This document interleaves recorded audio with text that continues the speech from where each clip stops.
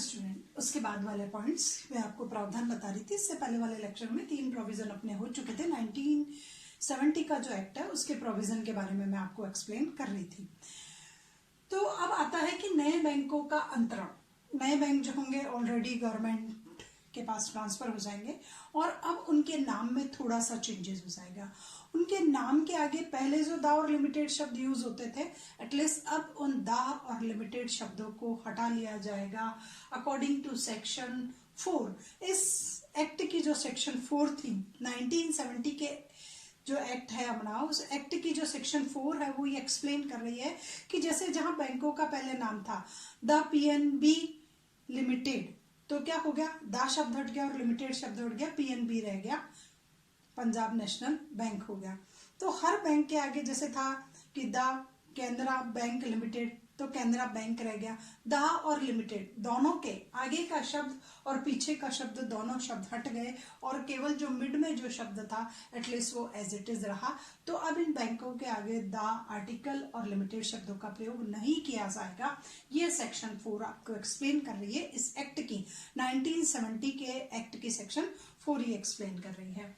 उसके बाद आता है, अब आता है राष्ट्रीयकृत बैंकों का प्रबंध की अब मैनेजमेंट करना पड़ेगा। पहले प्राइवेट सेक्टर में थे तो उनका मैनेजमेंट प्राइवेट सेक्टर के अकॉर्डिंग होता था, किसको रखना, किसको हटाना, क्या करना, कौन सी क्वालिफिकेशन, नथिंग, कोई नॉर्म्स, रूल्स, रेगुलेशन नहीं थे।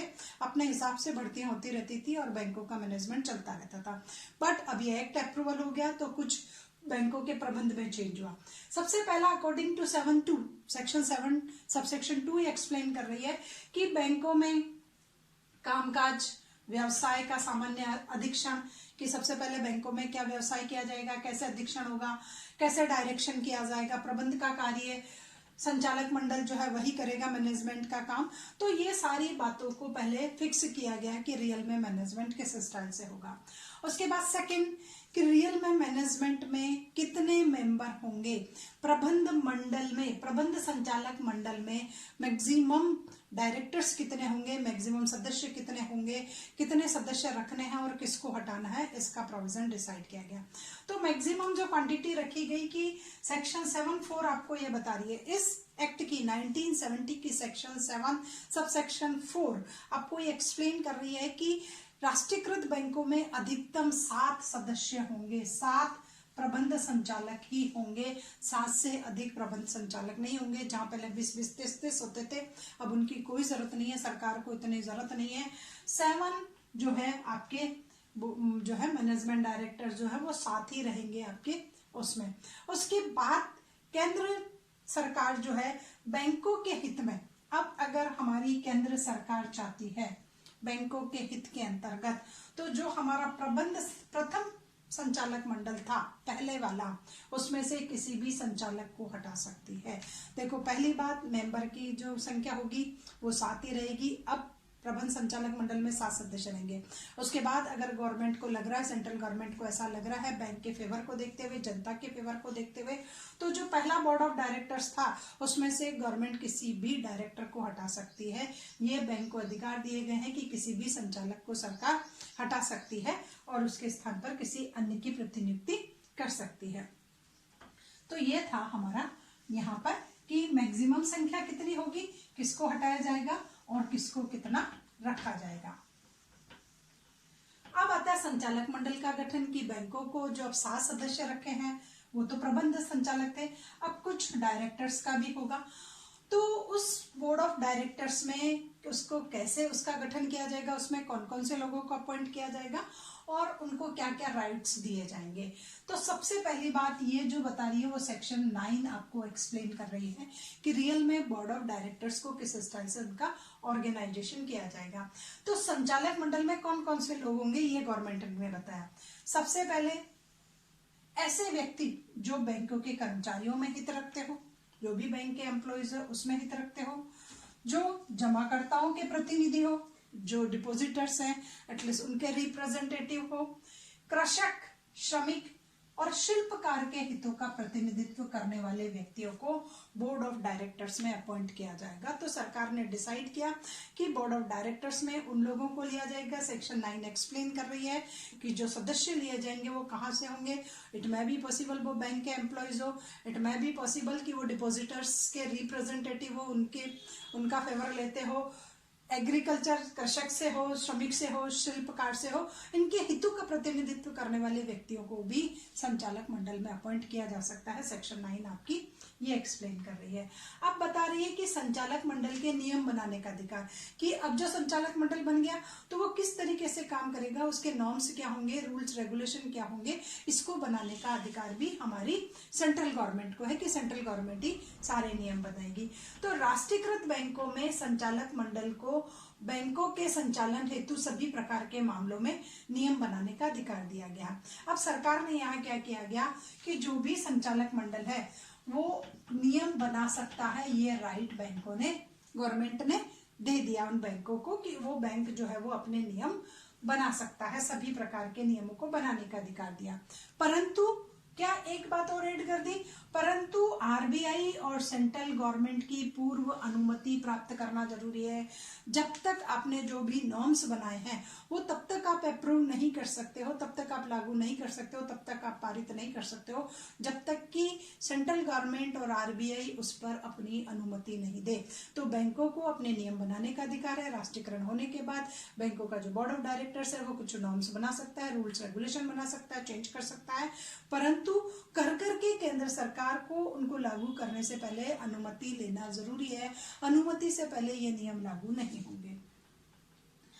अब जब तक नियम बनाने की प्रक्रिया पूरी नहीं हो जाती, अब आप सोच रहे हो कि मुझे नियम बनाने हैं, लेकिन जब तक वो पूरी प्रोसेस कंप्लीट नहीं हो जाती है तब तक आपके वही नियम चलेंगे जो आपके पूर्व में थे, जो आपके पार्षद सीमा नियम, अंतर नियम, कंपनी अधिनियम जिसमें जो बताए गए हैं वही नियम चलेंगे। वो नियम चेंज कब होंगे, जब सेंट्रल गवर्नमेंट और आरबीआई उन पर अपनी परमिशन दे देगा, तब आप उनको अप्रूव कर सकते हो, उससे पहले आप नहीं लागू कर सकते हो।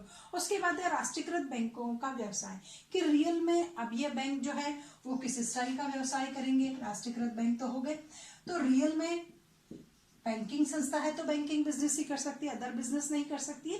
ये जब 1949 का एक्ट बन चुका था तो उस एक्ट की 5 सबसेक्शन बी एंड 6 सबसेक्शन 1 जो है कुछ बैंकिंग फंक्शन को एक्सप्लेन कर रही है कि रियल में बैंकों का काम क्या है, कि जनता से जमाएं प्राप्त करना और उन जमाओं को चेक, ड्राफ्ट या अन्य किसी प्रकार से उनको वापस उनके आहरण करने की अनुमति प्रदान करना। तो ये उसमें जो बिजनेस में जो उस एक्ट में बताए गए हैं कि बैंक ये बिजनेस कर सकता है, एटलीस्ट ये राष्ट्रीयकृत बैंक केवल मात्र वही व्यवसाय कर सकेंगे, और अगर उसमें कोई बिजनेस वर्णित नहीं है, एक्सप्लेन नहीं किया गया है, तो वो बिजनेस नए राष्ट्रीयकृत बैंक उस प्रकार का बिजनेस नहीं कर सकते हैं। उसके बाद है केंद्र सरकार द्वारा दिए गए दिशा निर्देशों का पालन।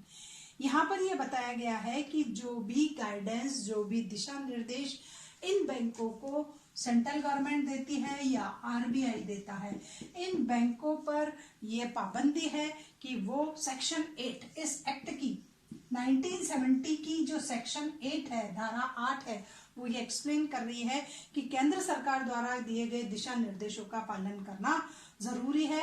चाहे वो दिशा निर्देश केंद्र सरकार ने दिए हो, चाहे आरबीआई ने दिए गए हो, इन बैंकों को उन दिशा निर्देशों का पालन करना बहुत ज्यादा जरूरी है। उसके बाद आता है कि केंद्र सरकार को, जो हमारी सेंट्रल गवर्नमेंट है, उस केंद्र सरकार को इन राष्ट्रीयकृत बैंकों की पूंजी में परिवर्तन करने का अधिकार है। वो चाहे तो इंक्रीज कर सकती है और वो चाहे तो इनकी कैपिटल को डिक्रीज कर सकती है। ऑलमोस्ट इंक्रीज करना ही पड़ेगा क्योंकि रिक्वायरमेंट बढ़ रही है, तो इनको इनमें पूंजी में वृद्धि करने का अधिकार दिया गया है। वो सेक्शन है आपकी 9, सेक्शन धारा 9 के अनुसार जो है वो ये बता रहा है कि इसकी वृद्धि का अधिकार जो है वो केंद्र सरकार को दिया गया है कि केंद्र सरकार चाहे तो राष्ट्रीयकृत बैंकों की पूंजी में वृद्धि कर सकती है। परंतु धारा 9 सबसेक्शन 2 ये एक्सप्लेन कर रही है कि मैक्सिमम पेड कैपिटल जो है आपकी अधिकतम प्रदत्त पूंजी इन बैंकों की 15 करोड़ से अधिक नहीं होनी चाहिए। बैंक इससे, सेंट्रल गवर्नमेंट इससे ज्यादा की परमिशन नहीं दे सकता। आपकी अधिकतम प्रदत्त पूंजी 15 करोड़ रुपए से ज्यादा की नहीं हो सकती है, ये प्रोविजन इसमें बताया गया है।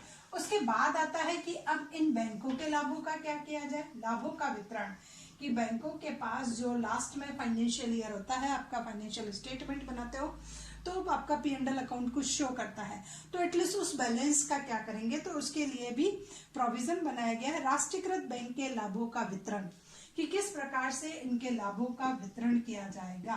तो धारा 10 सबसेक्शन 7 जो है वो ये एक्सप्लेन कर रही है कि सबसे पहले समस्त वैधानिक आवश्यकताओं की पूर्ति की जाएगी।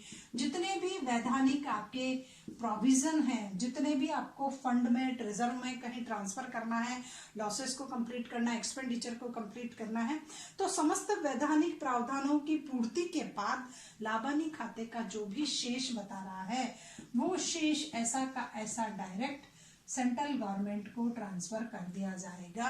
बैंकों को इस प्रकार के लाभों को अपने पास रोक करके रखने का अधिकार नहीं है, ये बता रही है 1970 की सेक्शन 10 सबसेक्शन 7, ये बता रही है कि बैंकों को सारी वैधानिक आवश्यकताओं को पूरा कर लेना चाहिए, सारे एक्सपेंडिचर कंप्लीट करने चाहिए, उसके बाद P&L अकाउंट का जो भी बैलेंस हो रहा है वो सेंट्रल गवर्नमेंट को ट्रांसफर करना कंपलसरी है।